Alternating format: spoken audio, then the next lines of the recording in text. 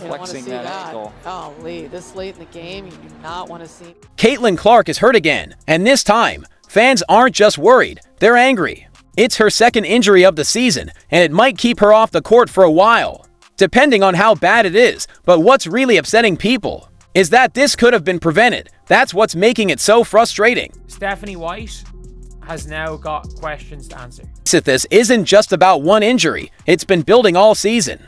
From missed calls by refs to rough play from opponents, and even questionable decisions by the Fever, Caitlin Clark hasn't been protected the way she should be. Not physically, not strategically, and not by the very people who know how much she means to the game. Now, the concern is bigger than just her health. Fans are starting to worry about her long-term future and what it could mean for the WNBA as a whole. When Caitlin isn't on the floor, we've already seen the impact. Ratings drop, ticket sales slow, and the energy disappears. The league got a wake-up call last time. Another one's coming, and it's even louder. So let's talk about what really happened, why fans are calling out Stephanie White, and how a string of bad choices may be turning into one of the biggest missed chances in sports. Boston hands it off as Clark's back in. She goes down. And midcourt and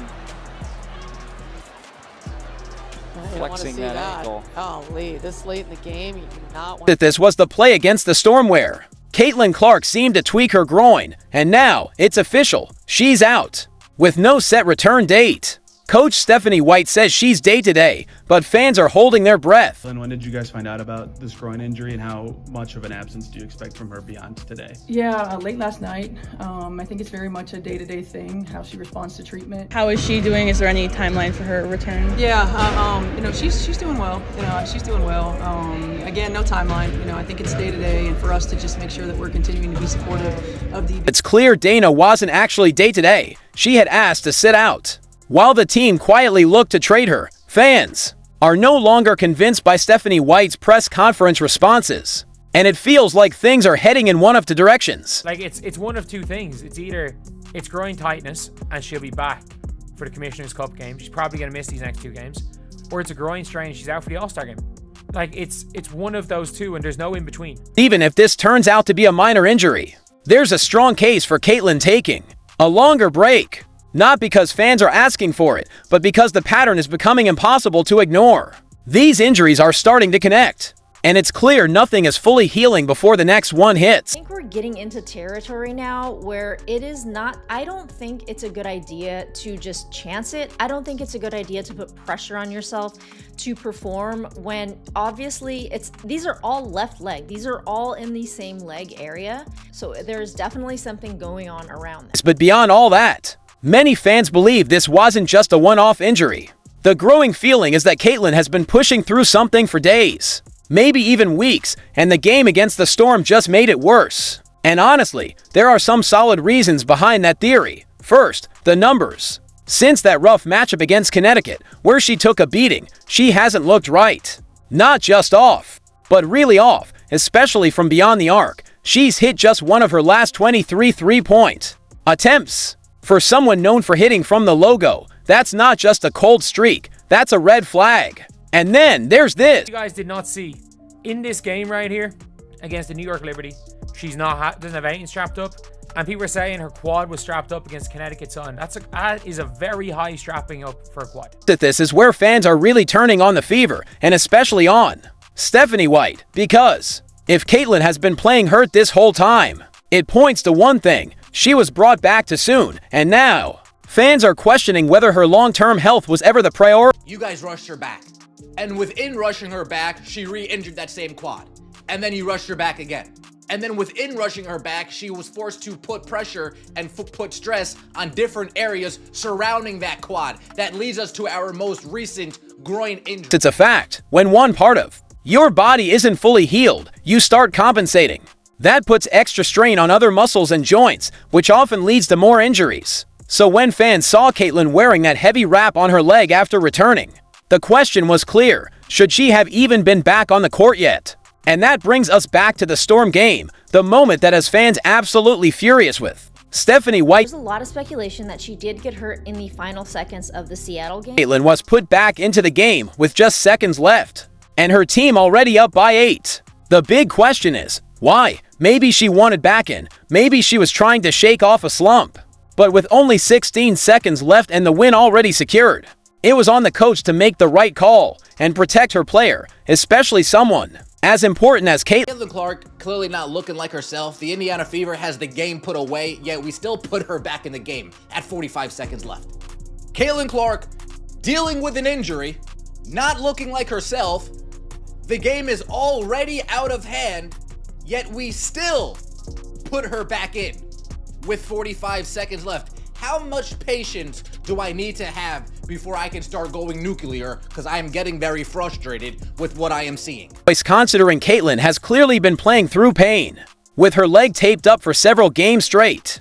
It really makes you question Stephanie White's judgment. There comes a point when it's no longer about toughness, it's about managing risk. And right now, a lot of fans believe the Fever and their coach missed the mark on that. I just wonder if she's playing through a little more pain than she should. I mean, look what happened to Tyrese Halliburton in the NBA Finals game when he tore his Achilles heel. He had also mentioned having some pain there, and this was like the pinnacle of his career. So he attempted to play through that, and at the very end, he went down. This is where fans' concerns are growing the most. It's becoming clear that Caitlin Clark isn't being cared for the way she needs to be. She's fiercely competitive, wants to play, and knows the spotlight isn't just on her in Indiana, it's across the entire WNBA. She's carrying a lot, even if she doesn't say it out loud. But that's exactly the issue. When you have a player who pushes through pain, never wants to sit out, and feels the weight of a whole team and league, there has to be a system to protect her, even from herself. Because if she keeps playing hurt, it won't just be a game or to miss anymore. It could be so much more. Something going on. Is it the nagging quad injury? But it's something to do with the lower half of her body.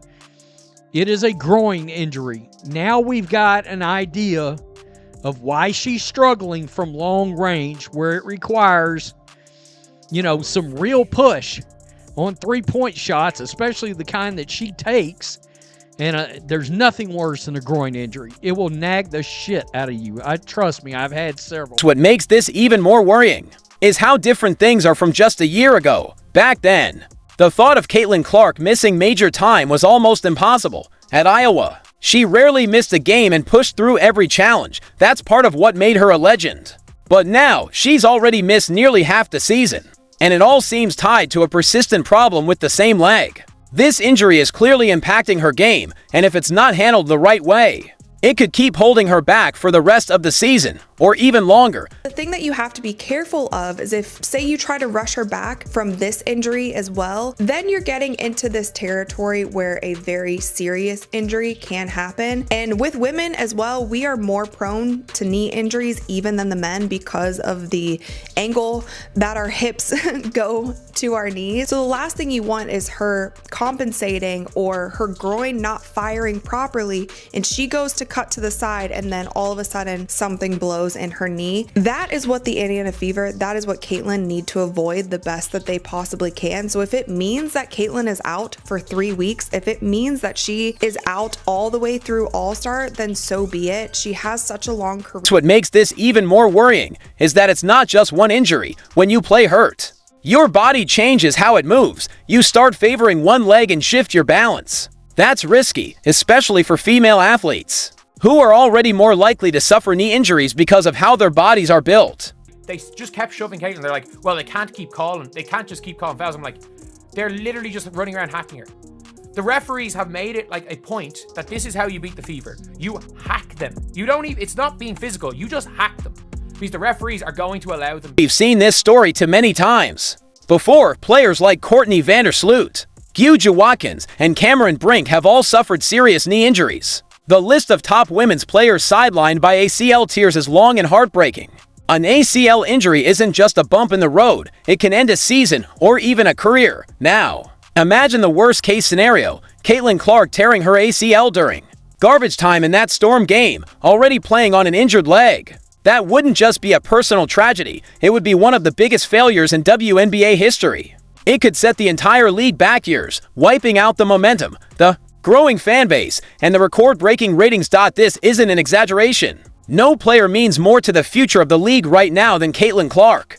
And if you think that's overstated, wait until you hear what this has meant for other players. Coming up next, to be clear, this isn't just on the Fever. Fans and analysts are also blaming the league itself. The poor officiating has made things worse and played a big part in this whole situation. This is JC Sheldon right here with an entire handful of Caitlin Clark's shoulder and bicep, and she's twisting it. Okay?